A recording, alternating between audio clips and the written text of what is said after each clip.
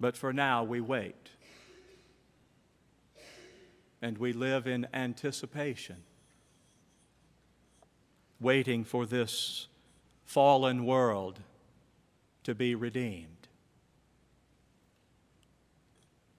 Sometimes we lose sight of just how fallen this world is, and then a tragedy like the one that we learned about on Friday morning strikes, and we're reminded all over again. I didn't hear about it until Friday afternoon. Driving down the road, I heard about it, and as I was listening, I thought of the days of King Herod. You remember, Matthew tells us about it. The days of King Herod, how he ordered the unspeakable massacre of helpless infants.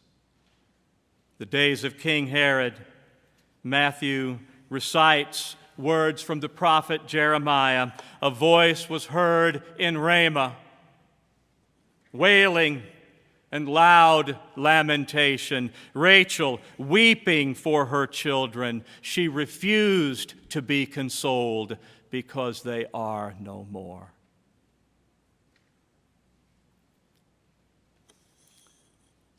Words fail us in times like these. 20 children, first graders, babies. There aren't any words for such devastation. And yet I would suggest to you that something has to be said. I didn't intend to preach this sermon. But Friday changed that.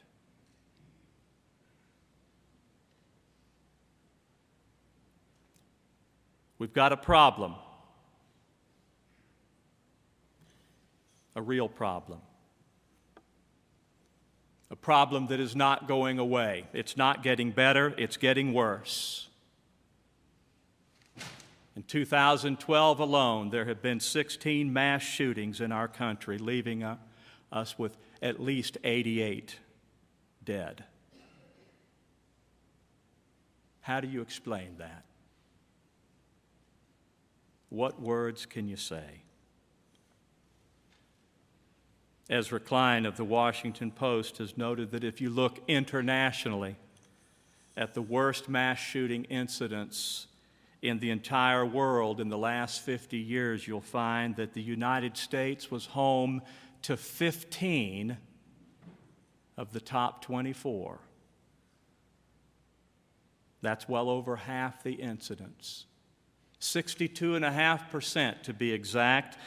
This in a country with a population of only about 5% of the world's population. And I wonder, how do we explain it? I certainly don't have the answers.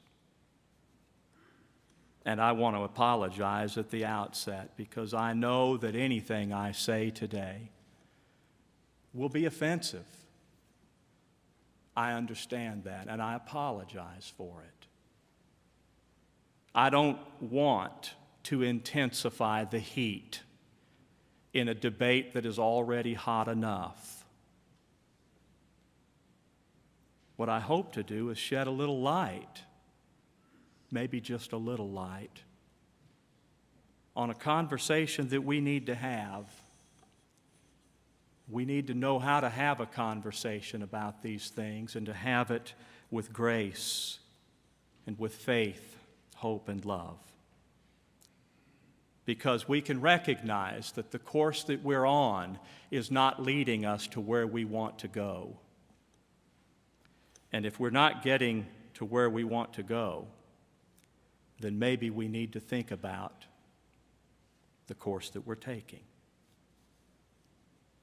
Guns don't kill people. The expression often goes, people kill people. And that is true. That is absolutely true. And there are many, many, many millions upon millions of responsible gun owners and gun users in this country who would never dream. They would never dream in 1,000, in 1,000,000 years, never dream of doing what was done on Friday morning. No one questions that. I certainly don't.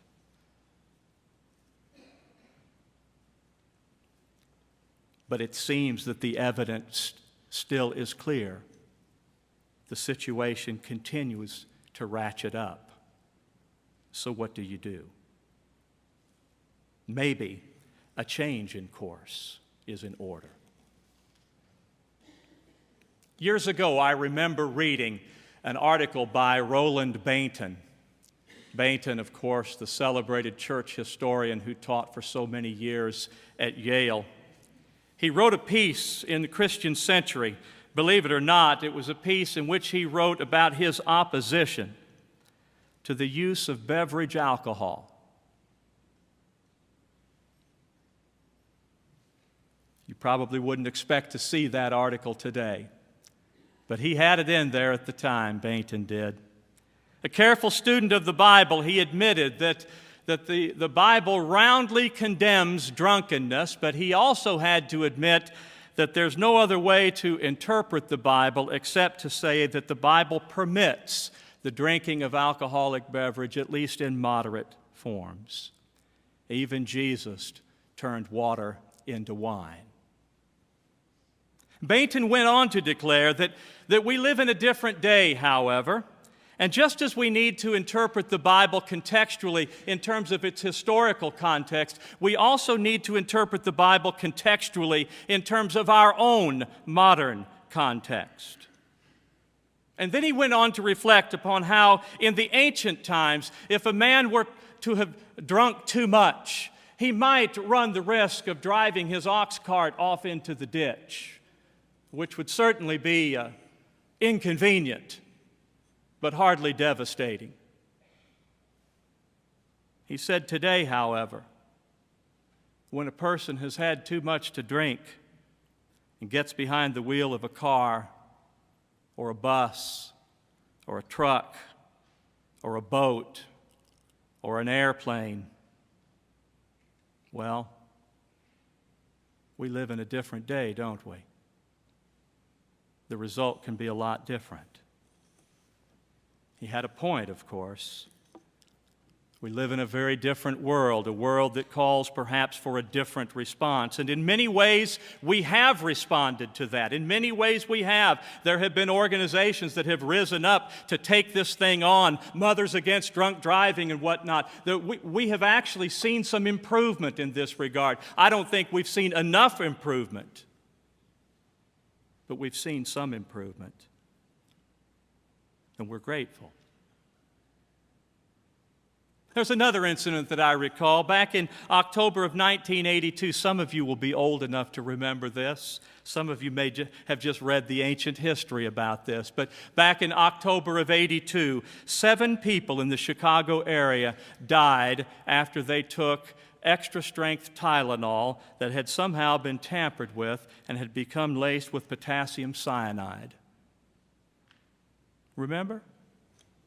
And do you remember the response? Immediately, absolutely immediately, they cleared the shelves of all the extra-strength Tylenol. Everywhere in the country, they cleared those shelves until they could determine just how widespread the problem was. And then they didn't just leave it at that after the problem had been eradicated and they determined that none of the other extra-strength Tylenol had been tampered with or contaminated. They went on to have a system-wide reform in over-the-counter substance packaging, and they added a variety of federal anti-tampering laws.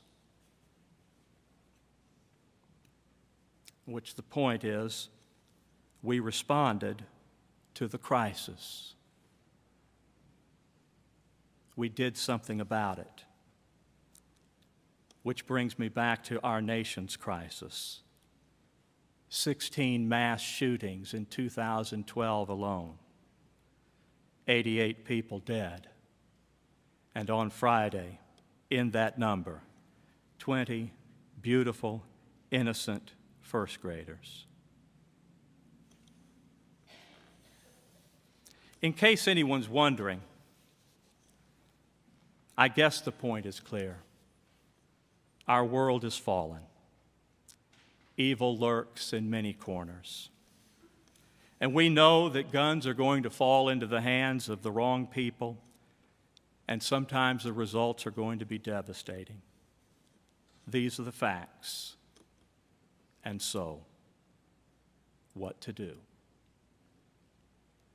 This morning I find myself yearning for that day anticipated by the prophet Isaiah, Isaiah chapter 2, that day that he looked forward to, that day when they shall beat their plowshare or their swords into plowshares and their spears into pruning hooks. Looking forward to that day, wondering sometimes if that day will ever come. I suspect Simeon wondered too.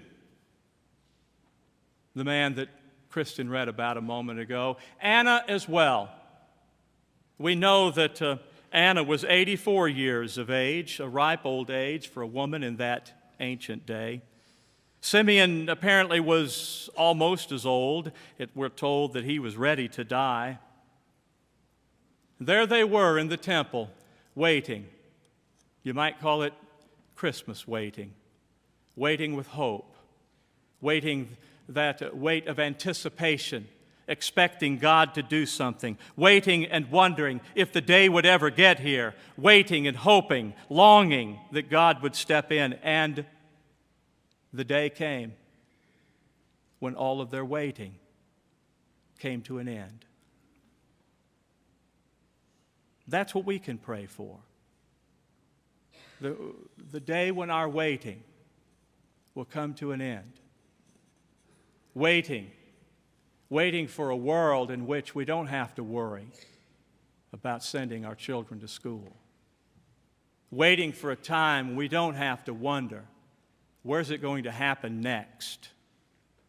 Waiting for a time when we stop worrying about everything that might happen, that could happen. Waiting for that day. God, send that day. And in the meantime,